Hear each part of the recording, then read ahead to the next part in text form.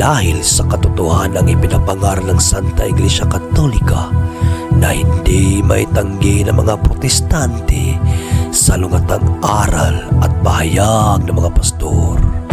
Ilalatad, lalatad, lalatad, lalatad.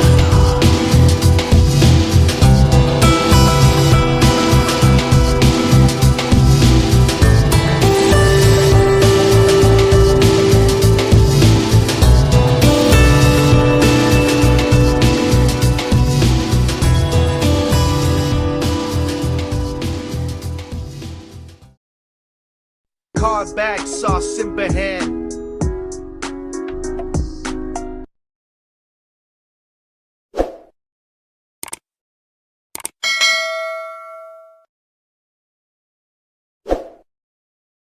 Hindi ko tayo sa isang punto na nawawala yung esensya po ng ating pinag-uusapan ito. Okay.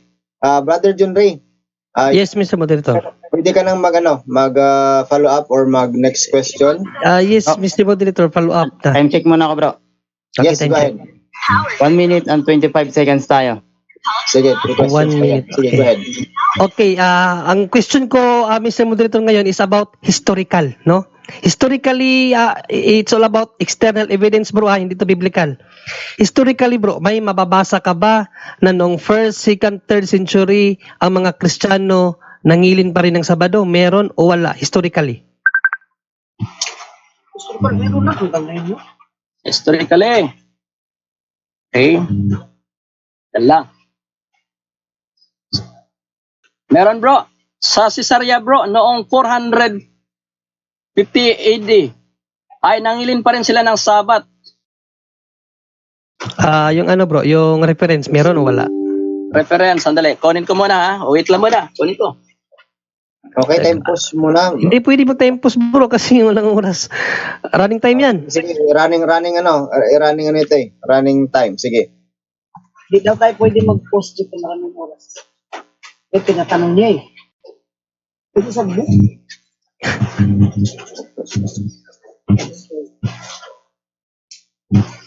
Okay, next question na po. Next question na tayo. Next brother. question, andyan na ba si Bro Edwell? Sige, sige. Next question na bro. Wala, hindi naabot ng time. Next question, meron ba talaga o wala? Meron. Sandali lang. Hindi ko pa kasi nag-apura ka eh. Wala. Okay.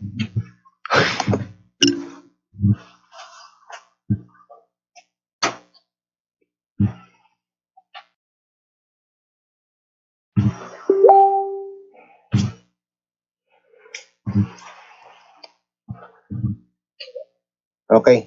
Wala na. Next question ulit. Wala, hindi inabot ng oras. Next question, andyan ka pa ba Bro Edwell? Yes, nandito ako. Nandito na. Paalala lang po, sandali lang po. Paalala lang po Yung tanong at yung sagot ay 20 seconds lang po. Kapag lumagpas, ako yung talaga magsasabi ng next question dyan. Okay? Kasi running time po yan eh. Okay. Next 20 question. seconds tayo, 20 seconds left. 20 seconds left. Sa panghuling pagkakataon, meron ba talaga o wala? Meron. Meron siya, meron. Okay, dito Dala. Dala. Magtanong ka muna. Time na po. Excuse me, si Brother Romel. Yes po, yes po. Parang may tunog na radyo somewhere. Wala naman yan. Hindi naman magkakapiret yan, te. Oo, tsaka parang may parang may backup lang yatang babae. Ewan, baka may nag-uusap lang. Okay lang yan, te. Time na po. Time na. Time's up. Okay. Time's up na po tayo, Brother Edwell at Brother John Ray, sa atin pong cross-examination. At ngayon naman, dadako tayo ngayon sa rebuttal time ng negative side. Brother John Ray, 10 minutes. Pakiset naman po, timekeeper. Okay. So, wala pa? So mag-umpisa yung 10 minutes, pag nag-umpisa magsalita, yung magsasalita. Okay, go ahead, Brother John Ray. Okay, so maraming salamat ulit Mr. Moderator at kay Brother Edwell, no? At nakakatuwa, no? Dahil nung ginamit niyang Hosea 2:11, binalikan niya, kaya binalikan natin. Sabi ko, sorry, no? Hindi pa pala nakano sa Bible ito. Sa Hosea 2:11, sabi ko sa kanya, tama ba to na wawakasan ng Diyos ang Sabat na taon-taon, buwan-buwan, pati linggo-linggo? Sabi niya, tama yan. Tamang-tama yan. Pero magsasabat pa rin kami. No, so wala tayong magagawa doon kasi ang Diyos na nga ang magwawakas sa Sabat ng mga Hudiyo, tapos siya tama pa rin daw eh. Magsasabat pa rin sila. Bahala ka na Diyos, basta magsasabat pa rin kami. Wala na tayong magagawa doon. Pero at least kayo, nalinawan kayo, mga nanonood ngayon, at kung may mga SDE man ngayon, no, malinaw dyan, nawawakasan pati yung linggo-linggo, at dinamay pa niya dito yung ano daw, yung kapistahan. So, madali lang sagutin niya. Kung gusto mo, mag-topic ka uli, ako magpapatunay no, kung bakit may piyesta pa. Walang problema doon. No, kaya hindi na kita susundan dyan kasi wala talaga yan sa tema. No, at again, malinaw mga kapatid na talagang kahit utos ng Diyos, lalabagin nila. Basta lang masunod yung ano nila, yung kagustuhan nila. No? Pakalinaw naman yung tanong ko tama ba to na inutos ng Diyos na wawakasan niya pati yung linggo-linggo? Sabi niya, tama yan, tama. Pero magsasabat pa rin kami ng linggo-linggo. Ay, nako po. So, wala na. Dito pa lang, talo na siya kasi inamin na niyang tama to na wawakasan yung Sabat na linggo-linggo. Wala na talaga. Tapos sabi niya kanina na saan daw mababasa na tinapos na ang Sabat? Ay, paano ba yung pagpunta ng Panginoong Jesucristo sa krus? Nung nasa krus na siya, sabi niya, it is finished. Ano bang tinapos niya? Makalinaw. Yung sinabi niya sa Matthew 5:18. Dito sa 5:18, sinabi ng Panginoong Jesucristo, dahil dito nga, 5:18 ba yun? Hindi na siya, hindi. Juan pala yan. Ito. Juan 5:18, sapagkat katotohanan ng sinasabi ko sa inyo, hanggang sa mga wala ang langit at ang lupa, ang isang tuldok o isang kudlito, anumang paraan ay hindi mawawala sa kautusan hanggang sa maganap ang lahat ng mga bagay. So may kaganapan sa lahat ng kautusan. Anong isang utos? Hosea 2:11. Balikan natin para maklaro talaga to, at kung may mga SDA man ngayon na nanonood na hindi pa ganun ka sa at least sila maunawaan nila, no? Ano ba yung isa sa mga utos na dapat talaga mawakasan? Wawakasan ko ang Sabat, yung linggo-linggo, kasama ang linggo-linggo, na sinabi naman ni Brother Edwil, tama yan. Tapos sabi niya, kahit tama yan, magsasabat pa rin kami.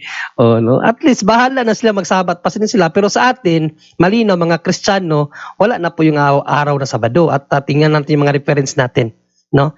Ay nanapan ko nga siya ng reference. Hindi siya prepare. Dapat sa mga ganito mag-prepare ka. Ayan Jerusalem. Sabi dito, no? Jerusalem is a city of 3 Sabbats. Friday Muslim, Saturday Jewish, Sunday Christian. Kung dapat meron kanyan, kung meron talagang Christian ang hili ng Sabado, dapat meron ka. Ito pa isa. The 19th letter of the English alphabet, Sabbath. Ano bang ibig sabihin ng Sabbath sa New Webster's Dictionary? The 7th day of the Jewish week, from sundown on Friday until sundown on Saturday. Sunday, the first day of the Christian week. Ayan ang Sabat ng mga Kristiyano, Sunday. Bakit ka andun pa rin ka sa Sabado? Isa pa, history. Yung historical naman na ito isa. Ayan, basa tayo ng mga history. Ito isa pala. Ayan, ito. Kasi ako, pag nagdidebate ako, prepare ako. Hindi ako basta-basta lang magsasalita dito ng wala palang tawag dito, wala palang ikapakita. Wait lang ha. Ano ko muna to? Ayan. Anong sabi dito? Dito natin tingnan, no? Ayan. Ano to ha? The History of Christian Volume 1, no? The early church to the dawn of the Reformation. Istorya to ng mga Kristiyano hanggang sa panahon ni Martin Luther. Meron ako niyan dito. Ayan, no? Itong naka-highlights. When Christians were expelled from the synagogues as false Jews, they began gathering in private houses, at least on Sunday for the breaking of bread. Ano bang ginagawa nila sa Sunday of the breaking of bread sa baba? The process continued throughout the first 3 centuries. Ayan na. Throughout the first to 3 centuries. And therefore, it is in chapter 2 that we shall look more carefully into early Christian worship. Yan dapat, may mga ganyan ka kasi pag tanungin ka niyan, matanong ka ng 3 beses, mayroon ka pero wala ka pa rin naipakita. Ako at least pag tinanong mo ako ngayon, may papakita ako. Hindi tayo masisiro diyan.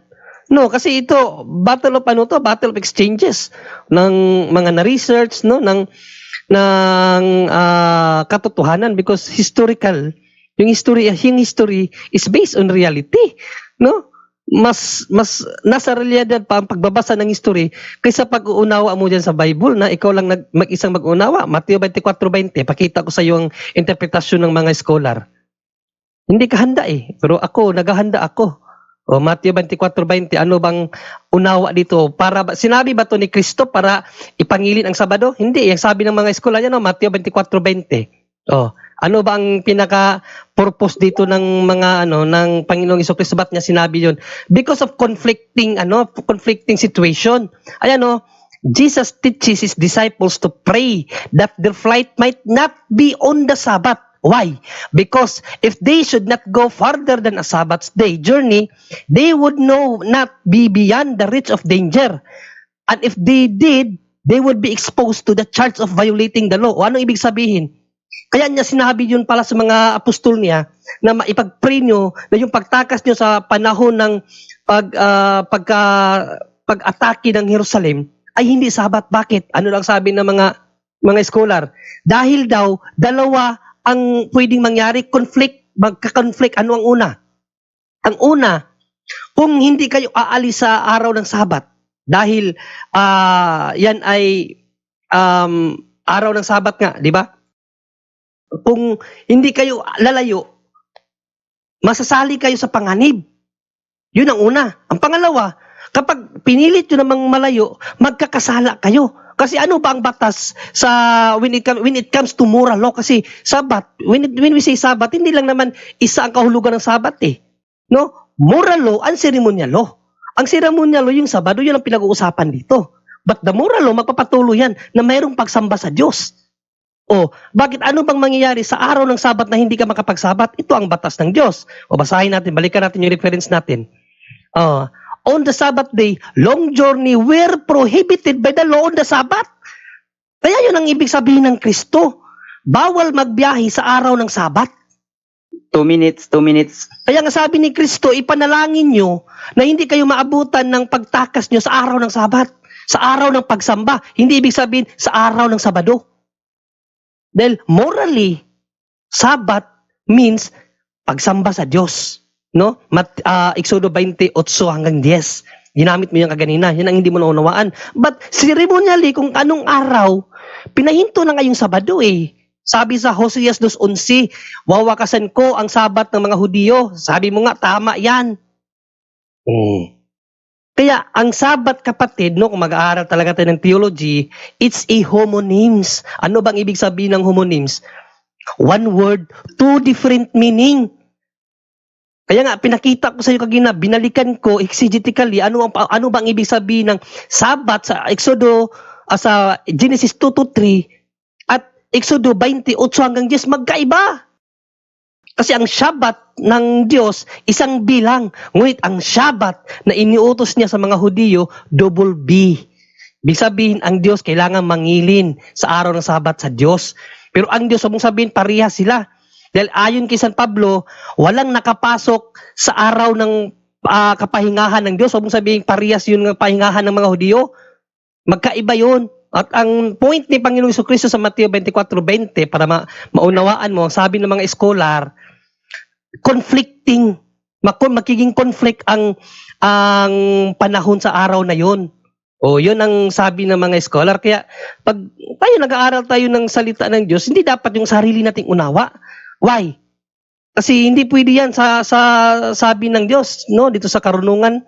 Basahin natin sa karunungan. 10 seconds. Tumiwala ka sa Panginoon ng buong puso mo at huwag kang manalig sa iyong sariling karunungan. Maraming salamat. Time. Okay, yan.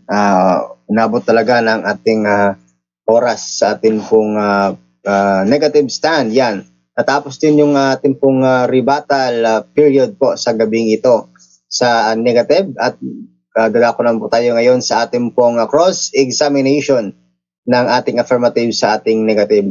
Affirmative, Brother Edwell, ready ka na po ba sa pagtanong? Ready, Mr. Moderator. Brother John Ray, are you ready sa pagsagot? Sobra pa sa ready, Mr. Moderator.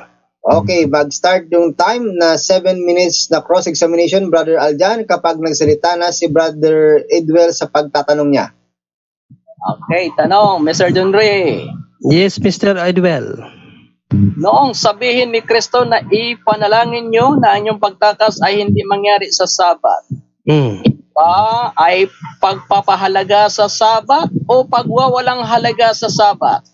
Yes, pagpapahalaga sa Sabat morally, not ceremonially. Dahil ceremonially, wawakasan ng anang Diyos eh. Hosea 2:11, ceremonial law, wawakasan ko ang Sabat. Anong ibig sabihin nun? Yun yung linggo-linggo, ibig sabihin yung araw ng Sabado yun. But, Next question. morally, patuloy pa yun. Next question. Thank you. Welcome. Ano ang ibig sabihin ng pangingilin ng Sabat na siyang pampitong araw? Pagkilala sa manlalalang o pagwawalang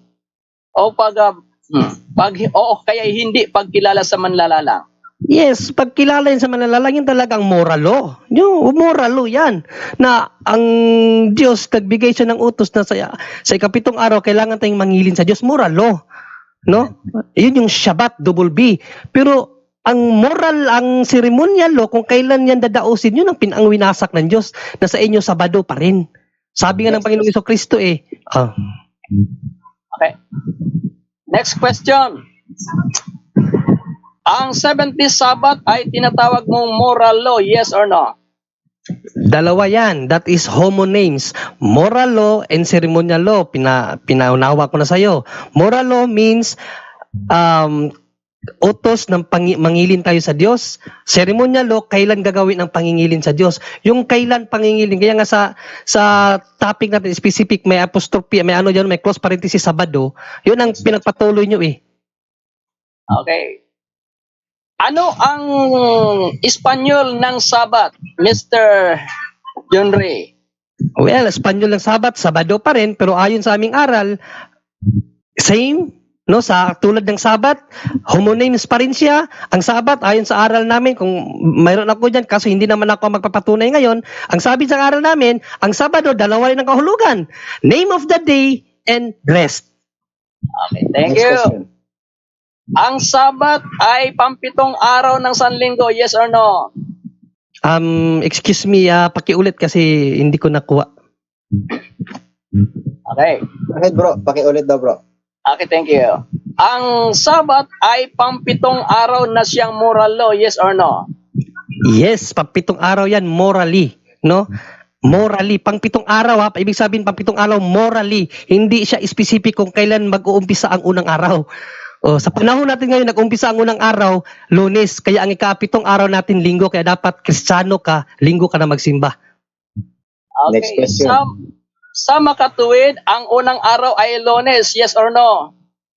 Sa trabaho. Kasi ang utos ng Diyos, trabaho eh. 6 days of work, ang ikapito, Sabat. Yan ang ginagawa natin ngayon. Nag-umpisa tayo magtrabaho, Lunes. Ang ika-6 na araw, Sabado. Ang ikapito, Linggo. Kaya dapat doon tayo magbatay. That is moral law. Okay. Next question. Sa gawa 20 talatang 7, anong nakalagay doon? Unang araw o pampitong araw na linggo? First day of the week yon. No, first day of the week. Sa Banagbanag, sa Bisaya pa, Banagbanag. First day of the week yon nung nagpunta sila doon sa libingan ng ating, nag-communion pala ang mga Kristiyano. At yun ang sinabi sa story, Sunday sila nagtitipik-tipik ng tinapay. Sunday. Next question. Sa makatuwid, ang unang araw ay Sunday at hindi Lunes. I am referring sa name of the day ang work, Lunes. Pero sa kalendar, siyempre, ang first day is Sunday. But I am referring sa moral law. What is the moral law? 6 days of work. Kailan ka ba nag-uumpisa magtrabaho ngayon? Di ba, Lunes? Ano pang 7 mo? Di Sunday. But doon sa Acts 20 verse 7, specific yun sa unang araw ng sanglinggo. Hindi sa unang araw ng trabaho. Magkaiba yun. Okay. Sa makatuwid, ang unang sa araw ng Sanlinggo ay Sunday at ang pampitong araw ng Sanlinggo ay Sabado. Yes or no? Yes, but I am referring for moral law. Ano bang utos? 6 days of work? Anong araw ka una nagtatrabaho? Linggo ka ba nagtatrabaho una? Hindi. Ang moral law, Exodus 28, 6 days of work, ang ikasibin, yan ang Sabat. Yan ang ginagawa ng mga Kristiyano ngayon. Nag-uumpisa ng Lunes, natatapos ng Sabado, Linggo, Sabat. Dapat ganun ka, sabi sa mga historian. Anong araw ang inuutos ng Diyos na magpahinga? Unang araw o pampitong araw? Pang 7 araw, moral law nga.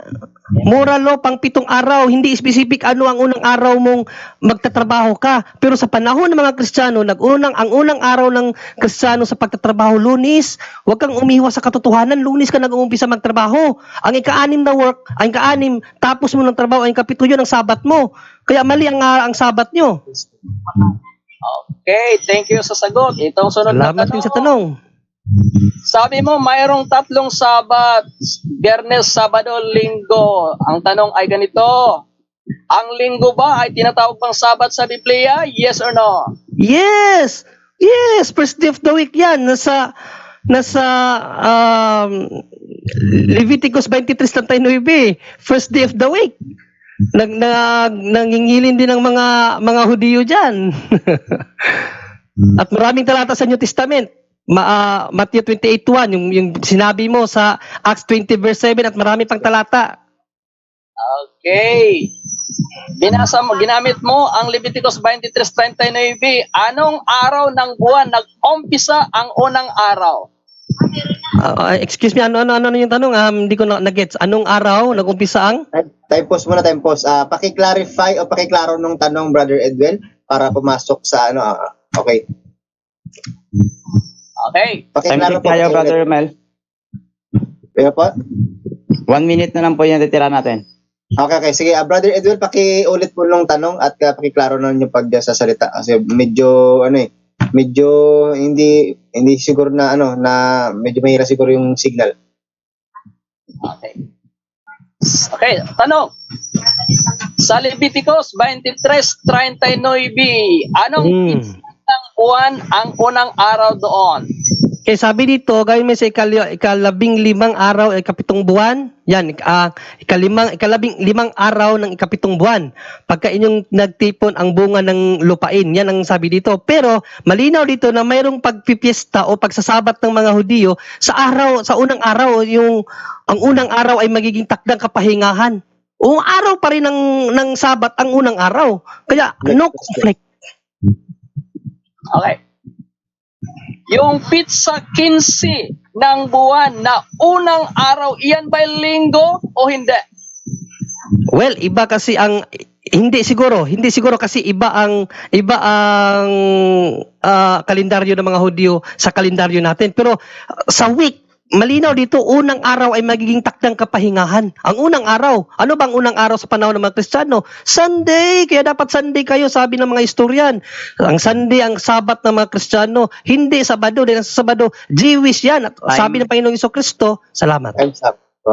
Yan, napakaganda at napakainit po ng atin pong debate sa gabing ito, no? At dito po nagtatapos pong kanila pong banggaan sa mga argumento po, mga kapatid, sa kanila pong topic na kanila pong pinagdedebatihan, patutunayan ng SDA, ang 7-day Sabbath na Sabado ay iniutos pa rin ng Panginoong Jesucristo sa mga Kristiyano. Affirmative po dito yung SDA, nating kapatid si Brother Edwell, and negative dito mga kapatid si Brother Jun Ray.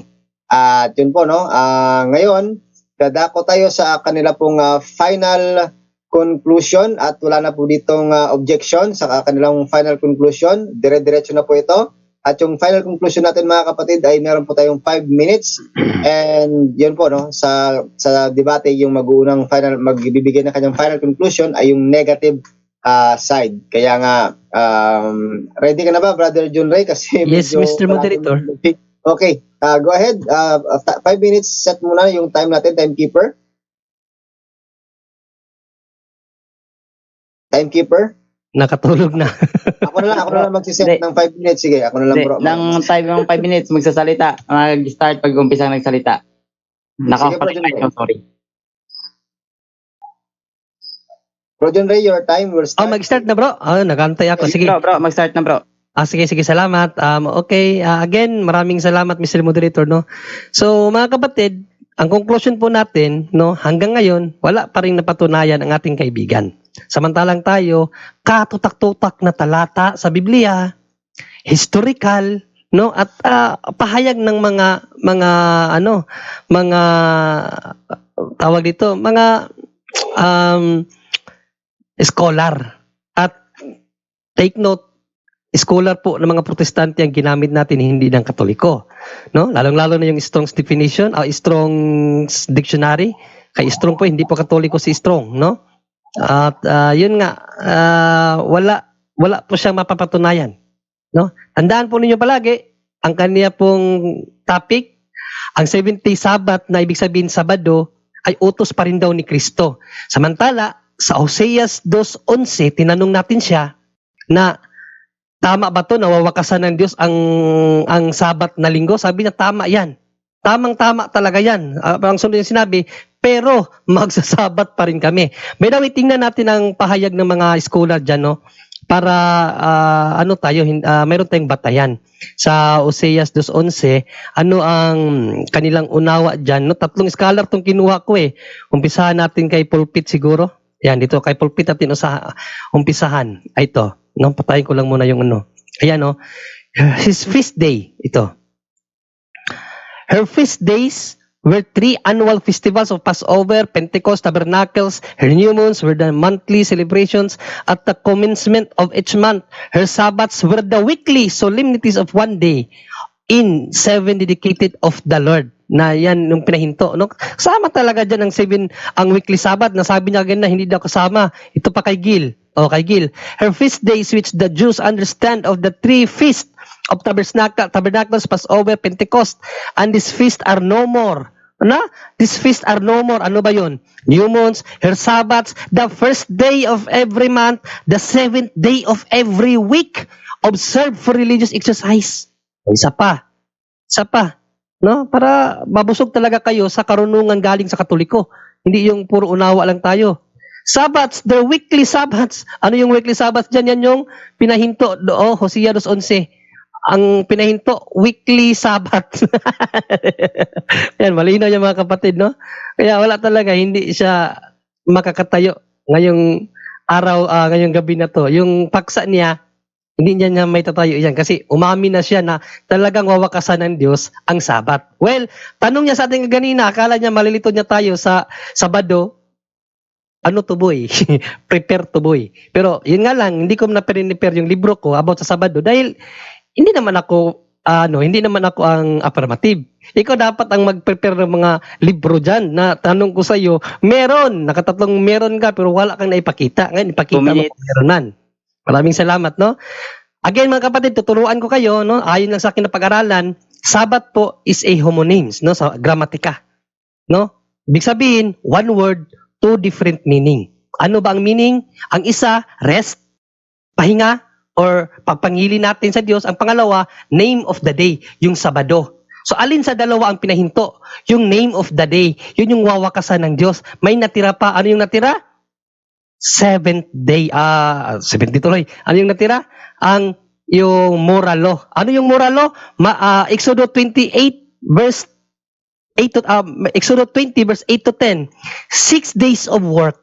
So mag-start ka ng anong araw man, basta 6 days of work, ang ikapito, yun ang ipangilin mo. Yun ang Sabbath day mo. O sa panahon ng mga Kristiyano, kala nag-uumpisa ang unang trabaho ng Kristiyano?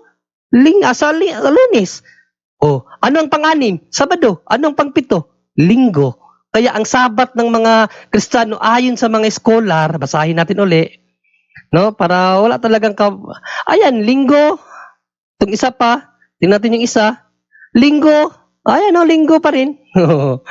Yan ang Sabat ng mga Kristiyano ayon sa utos ng Diyos morally. 6 days of work, 7th day, Sabat. Yan ang Sabat ng mga Kristiyano. 30 seconds. Anyway, nabusog kayo and God bless all.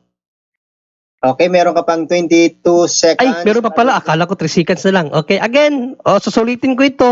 Mga kapatid, Wag po tayong paguyo, no? At nawa ang gabing ito ay magbunga kung may mga sabadista man na nakarinig ngayon, nawa mapagnilayan niyo na ang aral niyong natanggap ay mali. Sabi ni Kristo, ang nahikayat sa pananiwalang Katoliko, ang nahikayat sa pananampalatayang SDA ay Hudiyo ay makaka-impyerno. Mateo 23:15.